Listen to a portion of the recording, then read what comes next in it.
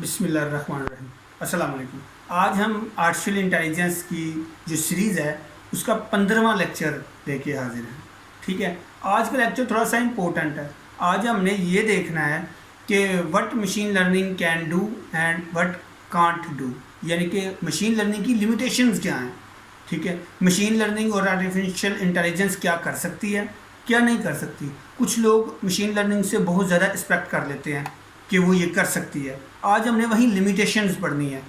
ठीक है, कि ये लिमिटेशंस हैं क्या, वीकनेसेस हैं क्या, क्या ये लिमिटेशन की चीज़ें अंडर आती हैं या ये लिमिटेशन से अपर हैं।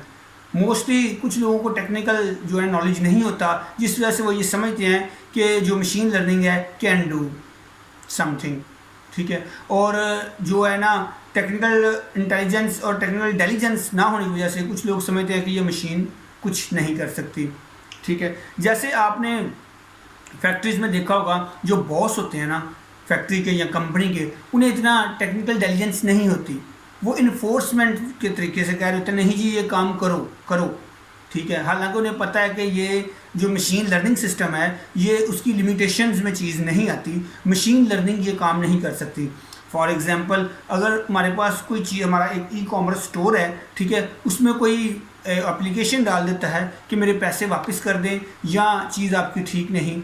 ठीक है, फॉर एग्जांपल रिफ़ंड का मैं ये कहता हूँ कि रिफ़ंड की कोई एप्लीकेशन डाल रहता है, तो ऑटोमेटिकली अगर बॉस कहें कि कोई ऐसी एप्लीकेशन डेवलप हो जो एप्लीकेशन उस यूज़र को 2-3 लाइनें पास से भी लिख के सेंड कर दे खुद ही कि जी आपको हम रिफ़ंड नहीं दे सकते या ये प्रॉब्लम है, तो ऐसा पॉसिबल नहीं, वो आपको काम मैनुअली ही करना पड़ेगा।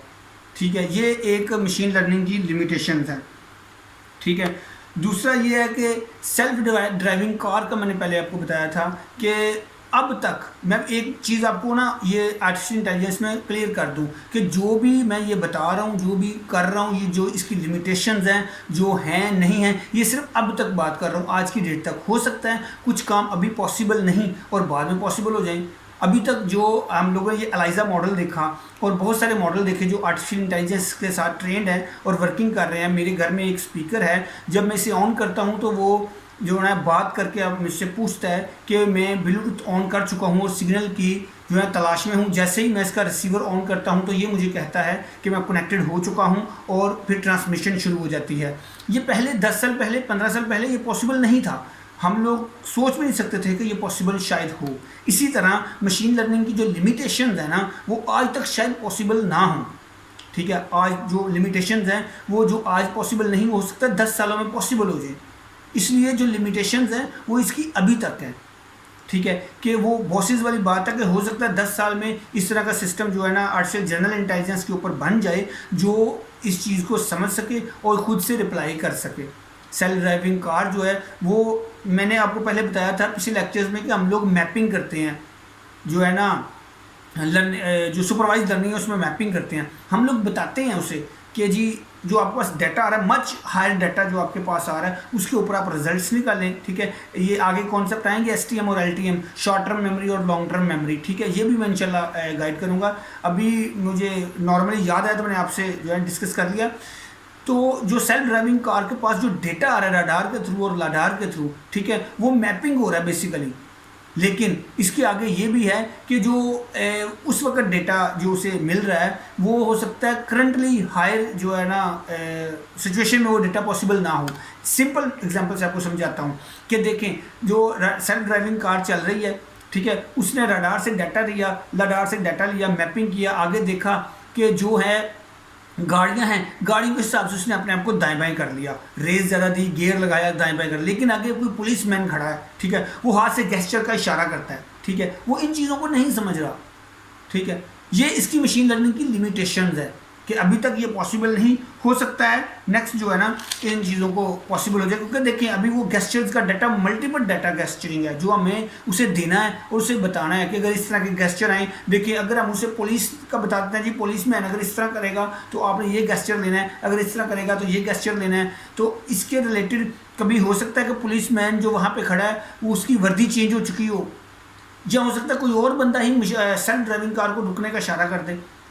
तो ये फिर मल्टीपल गेस्चर्स जो है ना ये उसमें नहीं लागू होते। ठीक है, आगे आती है एक्यूरेसी की बात। मैंने आपसे पहले कहा था कि एआई में एक्यूरेसी मच जो है ना ज़्यादा कॉस्टली है, यानी कि एआई जो है ना एक्यूरेसी वो बहुत ज़रूरी है।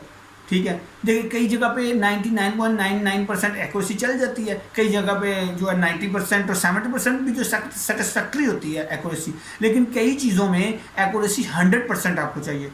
अगर आप मिसाइल लंचिंग पैड बना रहे हैं, एआई मिसाइल लंचिंग पैड, तो उसमें आपको एक्यूरेसी 100% चाहिए। देखिए जब आप मिसाइल लंचिंग पैड बना के उसके ऊपर मिसाइल रख कर फायर करेंगे तो आप उसके रिजल्ट का बताएंगे जी ये एग्जैक्ट कि किस जगह पे हिट करेगा।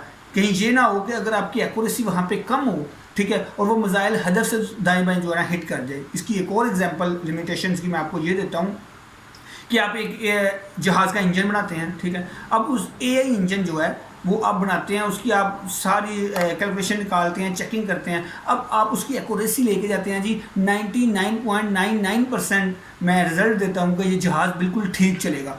अब 0.001% चांसेस है कि इसका इंजन फेल हो जाए। अब जब लोगों को आप ये बताएंगे कि जी 0.001% चांसेस हैं कि इसका इंजन फेल हो जाए, तो वो आपके प्रोजेक्ट को तो कोई मानेगा ही नहीं, वो तो कोई उस जहाज़ में सफ़र ही नहीं करेगा। इसलिए कई जगह के ऊपर जो एक्यूरेसी होती है वो 100% ही निकालनी होती है।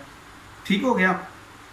उसके बाद ये ना मशीन लर्निंग की जो वीकनेसेस है ना, ये है मशीन लर्निंग की वीकनेसेस कि ये है कि आपको जो वीकनेस को अभी ये है कि मैंने पहले भी बताया कि कुछ सालों तक हो सकता है ये जो है ना पॉसिबल हो जाए कि मशीन लर्निंग जो अभी सिंपल टास्क कर सकती है, ऐसे टास्क जो हाथों से आप कर सकें या नॉर्मली कर सकें। इसकी भी मैं आपको भी एग्जांपल देता हूँ कि किस तरह ये आपको क्लियर होगा। देखिए मैंने आपको A to B मैपिंग पढ़ाई थी कि मशीन लर्निंग जो सुपरवाइज लर्निंग है उसमें A to B मैपिंग करती है। ठीक है, अब ये सिंपल टास्क कर सकती है। मशीन लर्निंग की लिमिटेशन रही है अभी जो है सिंगल टास्क कर सकती हैं, सिंपल टास्क कर सकती हैं, मल्टीपल टास्क और कॉम्प्लेक्स टास्क नहीं कर सकती।